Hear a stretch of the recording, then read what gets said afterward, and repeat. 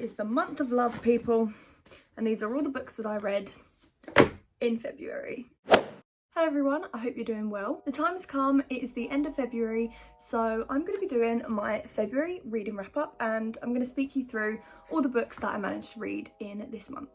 I'm just going to put a little disclaimer out there, the fact that this is a shorter month by a good few days, so I haven't read as much as I normally would, but I've still got like a good chunk of reading done, so I'm very proud of myself. So if you guys watched my January reading wrap up, you would know that I finished off the month by reading the second Shatter Me novella, which is Destroy Me. So I of course started off the month of February reading Unravel Me, which is the second main book in the Shatter Me series, but it's actually the third book including the novellas. It's really confusing. If you've read it, you'll know what I'm talking about. I can't give you any information on this book without spoiling the plot of the first one, so I'm not going to go into actually what this book is about, but I rated it a 4 out of 5 stars, which is quite a solid rating. It definitely wasn't my favourite one. I didn't love it as much as the first one, but it was still really, really good. The next book that I read in February was Maybe in Another Life by Taylor Jenkins Reid. If you've watched a few of my videos, especially recently, you would know how much Taylor Jenkins Reid has a place in my heart. I love her. One of her books is my favourite book. I love The Seven Husbands of Evelyn Hugo. That's like one of my favourite books ever.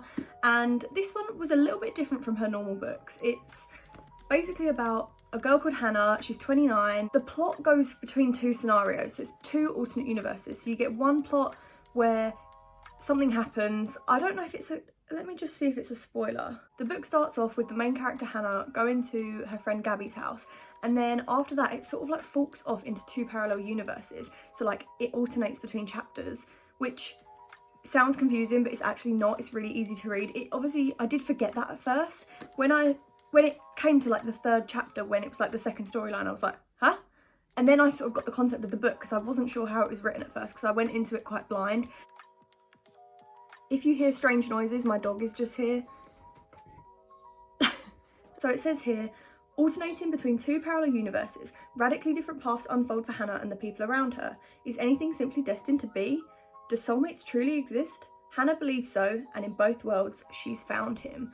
So obviously there's two guys between both universes, and it's really cool. And it's not like her usual books, and it's nothing like, I haven't read a book like this before, so I just thought it was a really, really cool concept. And I think because it was two different storylines, it was so easy to get sucked in, and I feel like it was so fast paced because it doesn't focus on one thing for too long. So like you'll finish a chapter and then it'll be the other storyline, so it's so fast paced and I loved it. I did only rate it a 3.5 stars because 4-star and above for me is like top tier. And as much of a good book as this was, her other books I've liked more and I've only given them like a 4-star. Do you know what I mean? So when you look at it like that, this is only a 3.5, but it's still really, really good. The next book that I read is Booked on a Feeling by JC Lee, and didn't love it as much as I thought I would. I think I rated this a 3-star, and again, okay story, but it just didn't grip me how I wanted it to. So I was reading this the weekend that I did my Come Book Shopping With Me video. I don't know if you probably saw a clip of me like reading it in there. The idea of it is really cool. So it's about a lawyer who has like a very important case, and she's basically at the height of her career. Something goes wrong, she ends up having a panic attack, and she's like, maybe the lawyer life isn't for me. The only reason she became a lawyer in the first place is because of the pressure from her mum. Her mum was like, no, you need to be successful. Work is the most important thing. And God, I couldn't think of anything worse than having a mum like that. Obviously then, because she's had a bit of anxiety and stuff, she's like, right, I'm gonna go for a trip and meet my best friend Jack and just spend the week with him and just see how it goes. But obviously I'm not a major lover of friends to lovers. Don't mind it, it's a cute trope, cute childhood friends to lovers. They've known each other for like 9 years, cute, whatever. But I don't know, I just feel like it's boring to me. I like enemies to lovers, where it's like that angst, that, oh, I shouldn't like him, but I do, and I feel like with friends to lovers, there's a lot of miscommunication because they both fancy each other. They just, and I'm too scared to ruin the friendship. Like, I don't like that because I just feel like it just bores me. To put it simply, it just bores me, and the fact that they don't tell each other that they like each other is so annoying. Like, when it's enemies to lovers and they're not telling each other that they like each other, it's understandable because they're enemies. But when it's friends to lovers and they're like, I just don't want to ruin the friendship, and like, I've known him so long, like, I completely understand where you're coming from, but it's so repetitive and boring. Not even just in this book, just all friends to lovers books in general. So obviously It Happened One Summer by Tessa Bailey, that's enemies to lovers, perfect, loved it. But then the second one, which is Hook, Line and Sinker, which focuses on Hannah, her sister, I didn't like that one because it was friends to lovers, because the two main characters already met. Do you see what I mean? I'm not a friends to lovers girl. I don't know why. But other than that, this book was really, really cute, and they like do up the bookstore, which is why it's called Booked on a Feeling, fall in love, and it's all happy-go-lucky, cutesy, you know, small town romance. I just didn't love it. I didn't love it. It was a good book. I just found myself getting a bit bored, but I do think it's because of the trope. I feel like if it wasn't full of friends to lovers, I would have liked it more. If this was an enemies to lovers book, oh, I would have ate that shit up, but didn't love it. I love how I've spoken more about the book that I didn't like rather than the ones that I do like. The next book that I read was Fracture Me on my Kindle, and that is the second novella to the Shatter Me series. So it's the one that follows Unravel Me, and it was good, but it was only like 70 pages, so I felt like I couldn't, like Destroy Me, for example. If you watch my January wrap up, you would know that I didn't rate Destroy Me highly because it was only like 100 pages, so there wasn't enough content for me to actually like judge a plot and characters at once. It was sort of like just a little filler thing, like not unnecessary, it was still good, but I preferred Destroy Me over Fracture Me. So I feel like Fracture Me, I don't even know what I rated it. I think it was about 2 stars, but only because it's from a character, his point of view, that I don't really like. I don't like the character very much. And the book I'm about to talk about, he really annoyed me in. If you haven't guessed, it's Adam. Adam winds me up, and I don't know why. He just winds me up, and I can't help it. It's just frustrating. But I read Fracture Me literally in like one sitting. As I said, it was like 70 pages. I think it was like just under an hour. And I'm glad it was one of the shorter ones because, again, I just don't really like Adam that much. That, of course, brings me on to Ignite Me. Oh my flipping god, this is my favourite one of the whole series so far. So obviously I read Shatter Me in January, and I've been reading the series up until now. So this is the 3rd main book, but 5th book including the novellas. Not 100% sure, but I rated this a 5-star. I rated the first book a 4.5. I wanted to rate it 5, but everyone's like, no, the series gets so much better. And I'm glad, because this was on another level. A load of people have also said that the series gets really good after book number 3. So this is book number 3, so I can completely understand where you're coming from. Although Adam, again, really, really did annoy me during this book. I don't know, I just really, really liked it. Obviously, I can't go into the plot because it will spoil the series, which is a bit annoying. Like, talking about series in videos is a bit hard because I can't go into depth about it unless you've read them. But obviously, I don't want to risk spoiling it for people that are like currently reading it, because I watched a video earlier of a girl that was reading the next book in the series, and I was like, obviously she didn't spoil anything, but I was like, skip, because obviously I was like, just in case she spoils anything, I'm just gonna not listen. But I loved this one. I loved the action scene at the end. The subplot of romance was in it. Everyone's a bit more comfortable with each other. That found family is like coming into the plot at the moment. Everything sort of is starting to come together now. Everything's getting a bit more successful. Obviously, I know for the rest of the series stuff is going to go wrong, but I just have such an attachment to these people, and I can't wait to carry on with the rest of the series. The last like full book that I'm gonna tell you about is Regretting You by Colleen Hoover, and I actually really enjoyed this one. A lot of people say that it's not their favourite. It's not like one of the overly popular ones. Obviously, it's still popular, but when you compare it to like Reminders of Him, It Ends With Us, All You're Perfect, Slammed, like this one is sort of the one that sort of gets a bit forgotten about. But I really, really liked it. I did listen to it as an audiobook because I got COVID. I was so ill. I was literally to the point where I was bedbound, so ill, felt like crap for 4 days.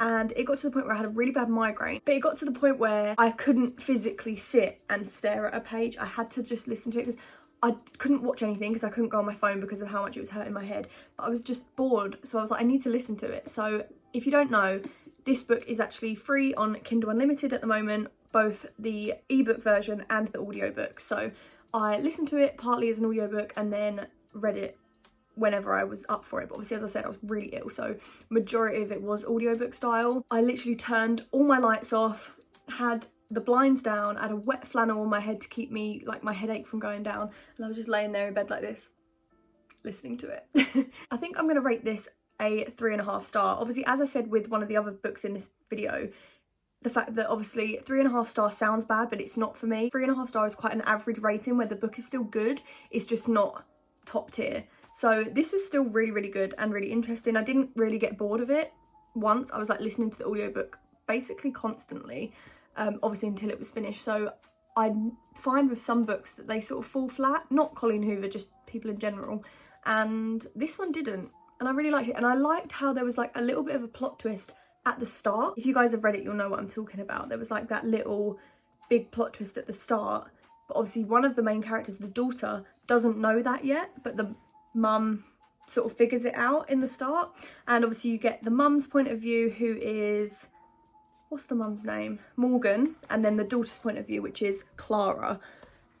That's such an English way of saying it. In the audiobook, they're like, Clara. But to me, it's like Clara because of my accent. Obviously, it does focus on some heavy topics. And obviously, there are like slight trigger warnings in it. And there is mention of like people cheating on each other and stuff like that. So if that's not for you, maybe don't go into it. But I really enjoyed it.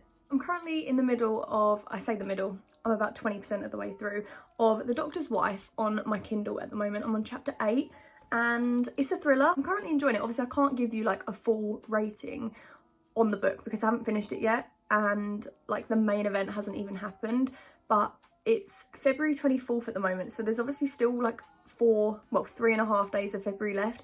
So I will definitely finish that by the end of the day because it's only like 250 pages and I'm on chapter 8 already, so I'm definitely going to finish that by the end of the day. Let me just give you like a little rundown of what it is. So you learn this pretty early in the book. So the husband, Drew, who is the Doctor, it's dual point of view as well. He's having an affair with someone called Alice. I know. He thinks his secret is safe, but she knows the truth. Again, not a spoiler, she knows about the affair. And then it says, my husband is a doctor, he's smart and charming and everybody trusts him, except me. On the surface, it looks like I have it all. The perfect marriage, the perfect husband, the perfect life. But it's far from the truth. Dr. Drew Devlin is not the respectable figure he makes out to be. The reason we moved to this beautiful old property with a gorgeous view of the sea was because we both needed to put our past behind us. It should have been a fresh start for us both. Except I've discovered that my husband has been lying to me again. He's using the power he has in his job to mess with people's lives and to get exactly what he wants, no matter who it hurts. But he's underestimated me. I've had plenty of time in this big isolated house to think about all of his mistakes, and my husband has no idea what's about to happen next. See, that just sounds really cool. And I hope she kills him because it is a thriller. And also you do find out in the first chapter that he's the one that dies. So I don't know who kills him. It could be the wife. You'd think it would be the wife, but obviously it's probably not going to be her because of the like plot twist vibe. So it could be Alice, the woman he's having an affair with. It could be Alice's husband. You don't know. But obviously in my next video, I would have finished this book by now. So I'll give you like a little rating if you are interested and stuff like that. But yeah, that is so far everything that I have read in February. Rightio. Hi guys. I'm coming to you guys from the future. Well, a few days later from when I last filmed. And that is because I stupidly decided that it would be okay to film a bloody 24-hour readathon right at the end of February. So I still have 4 more books to talk to you about in this wrap up. I'm going to go as quick as I can because I know this video is quite long already. I started off my readathon by reading Icebreaker. I rated it 5-star. Absolutely amazing. It's about a figure skater called Anastasia and a hockey player called Nathan. He plays ice hockey, and Anastasia gets on the figure skating team with her partner Aaron. They have competitions and things like that, and then something goes wrong with the hockey player's ice rink and it can't be used, so they have to learn to share the ice rink. And Anastasia's like, but we've got a big competition coming up in a few weeks. How am I supposed to practice with all of these bloody annoying boys on my ice rink? How are we meant to share? The hockey team are like, we've got big games coming up. I've got people from UCLA coming to watch me because I've got a scholarship with them. I need to be on my best. I need to play my best. They're both really stressed out because they want to do their best in their sport. They end up becoming friends and you can see where this is going. But it's a very cute enemies to lovers book. And also it's one of them books that the side characters are also really interesting and they have a lot of depth to them. Normally you get like a focus on the main characters and then the side characters are just there for the sake of being there. But these, I loved these guys a lot. Her best friend Lola was really cool. His best friend Robbie was really cool, and there's a lot going on away from Anastasia and Nathan as well, which is nice because it kept it fast paced. I feel like I didn't have time to be bored, basically. Obviously I did read it all in one sitting because it was a readathon, but I think even if I didn't do the readathon, I still would have devoured this book in a good few hours. And I speak about it a little bit more in the readathon, which is coming out next week, so stay tuned for that. But I feel like this book was good for me because it was based on a topic that I've never really read about before. So I normally read romances that are like small town romances, bookstore vibes, stuff like that. But because it was on a new sport, I've never read about hockey, I've never read about figure skating, I don't know much about either of those sports, to be quite honest with you. But the fact that this one focuses on that, it was nice because normally I get a bit, not bored when books talk about sport, but because it was a new sport, I was learning a lot more. And I even said to Riley, I was like, look, I really want to buy a hockey jersey now because I was becoming a hockey girl. I was like, you are selling me to this. Obviously, it doesn't focus too much on the sport, so don't worry about that if you're not interested. But it was nice just to have that like side aspect to it. So they were both really, really passionate about their sport as well. So it was nice to see them have their own interests away from each other. There's also mixed media in here. There's some text messages. There's conflict. There's a bit of smut as well, if that's what you're interested in. Not too much, but obviously there's enough. There's these text messages between the group chats and stuff, and it's just funny. It's a funny, light-hearted read, and I rated it 5 star. I loved it. It was definitely one of my favourite books ever. The next book that I read in my readathon, I'm not going to go too much into this, as you can see by the theme of this video, was Restore Me, which is the next book in the Shatter Me series. I've already read however many I read this month, and I thought it was like 4 AM at this point, and I was like, I need a book that I love. So I went for Restore Me. I'm not going to tell you anything about the plot because, again, it will spoil everything from the last few books. So yeah, this definitely wasn't my favourite of the series that I've read so far. It was sort of all happening over the span of a couple of days, and I don't know, I felt like because the last couple was so jam-packed full of stuff, this one would have been a little bit more. But this was the first one in the series that we get double point of view, where we get Juliet and Warner's point of view in there, and I quite liked that because normally we get just Juliet and then the novellas are from other people, but I liked having a break between the two. But it made it go really fast paced, which was good, but I felt like it could have had a little bit more going on in there. Obviously there was important moments in the book, but I felt like there could be a little bit more, so I decided to rate this one a 3.5 star. I think it was 3.5 or maybe 3, can't exactly remember, but it was around that kind of rating. So it got to about 4 AM of this readathon, and I was like, I need something light-hearted, I need something quick and easy. So I picked up You Again by Lauren Lane, and it's like the tiniest little cutesy enemies to lovers romance, and it starts off with the main character called Mac, and she sits in a bar, she's swiping for a dating app because she was stood up, and turns out the guy that she swiped left on, which is, I don't know, I've never been on a dating app in my life, but swiping left I think gets rid of them because they're not interested, and turns out the guy that she swiped left on was right behind her. So he's seen her do that, and he's like, oh, is he not good enough for you then? And she's like, oh my god, I'm so sorry, it's not that I wasn't interested, I just swiped off, whatever. And Thomas, the guy, is like, oh well, whatever then. And then they leave it like that, have some banter, and that's it. And then she goes home. Next day, goes to work. She's been in this job for 10 years, loves her job, and turns out he's her new boss. So obviously she's feeling really awkward. She's like, oh my god, I literally swiped left on this guy last night, I was rude about him, and now he's above me in my workplace, which is really, really awkward. And then it gets to the point where they both have to do like a side project on their own in their own office. So it's sort of like false proximity, that kind of trope, and they get to know each other better in the offices and stuff like that. She then goes to her best friend's, I think it's rehearsal dinner or something to do with their wedding because she's engaged. She's the maid of honour to this wedding, and she decides to meet the best man for the first time because obviously they're going to have to plan the bachelorette party together, bachelor party, and they wanted a joint bachelorette party. So obviously the best man and maid of honour have to plan it together.